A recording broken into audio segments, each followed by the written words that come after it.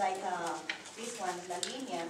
Yesterday I was watching the news and I was listening how these people that goes in these trains to cross the border, they fall asleep and they fell. I mean, they died. And yesterday I saw a lot of people that, and they were showing a documentary about this. And actually today is the Cinco de Mayo celebration. And you know, all of these things, Cesar Chavez is a person that they still keep alive, and they did a march. Yesterday was the day. Yesterday was the day of the work. I mean, the Día del Trabajo, and they make in the United States a big march, and they have in this moment. I am Colombian, so I'm the same day, but I consider an immigrant too. So we have they adopted the "Si se puede" quote from Cesar Chavez, which means yes we can. So they are asking Obama for a better solution for these immigration issues and all of what is happening in our lives as immigrants. So they keep still that, and when they go to this march, they try to make it peaceful. And yesterday was a big march all around the country in a peaceful way, because they always remember Cesar Chavez that was telling them no fighting. So they just say, si se puede, si se puede, si se puede, yes we can, and they are asking the government for changes. So it's very, very interesting, and we have these lives in our classrooms, and sometimes the parents to these students tell them, don't talk about all these things in the school. You're going to be in trouble. We are illegal. We cannot talk about those things. But we have kindergarten students that cross the border, that they come to the classroom and tell us, oh yes, that was horrible. I remember my mother holding me here, and then she was holding my sister here, and we fell in the water.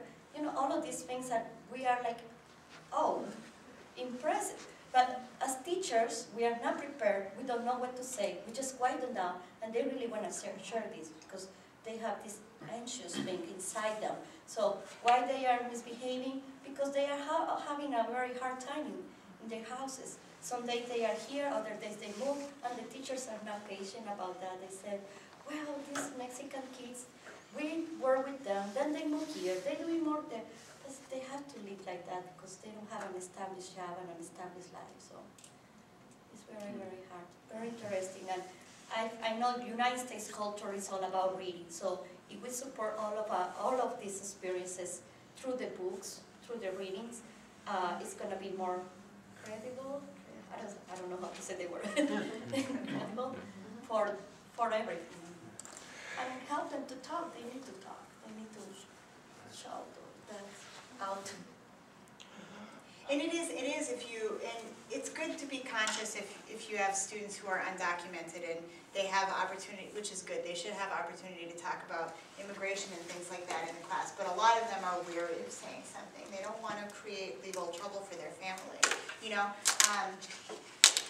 of course, that was an issue for my students when they started blogging. I didn't want them to put names down and associate it with the immigration status on the web. I thought that's not very.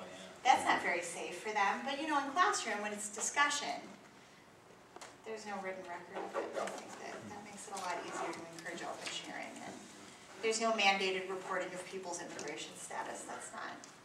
And in middle school, they don't feel proud of being Mexicans. They feel very embarrassed. I teach Spanish to them, and I know that sometimes they don't want to talk even about Spanish. So we have to help them to feel proud of their culture and how important they are. Just bring them. Share something about you, show me. Bring the quinceañera thing. I have a student that has that conflict. She doesn't want to wear that big dress. She's always in blue jeans. And I said, I don't want to do it. I said, come on, it's beautiful. I talked with the whole class, and I told them, I explained the culture of house quinceañera, and then everybody went to go to the quinceañera party. Yeah, and then she's feeling, I think I kind of want it now. Yeah. Thank you very much, Leo. Appreciate it.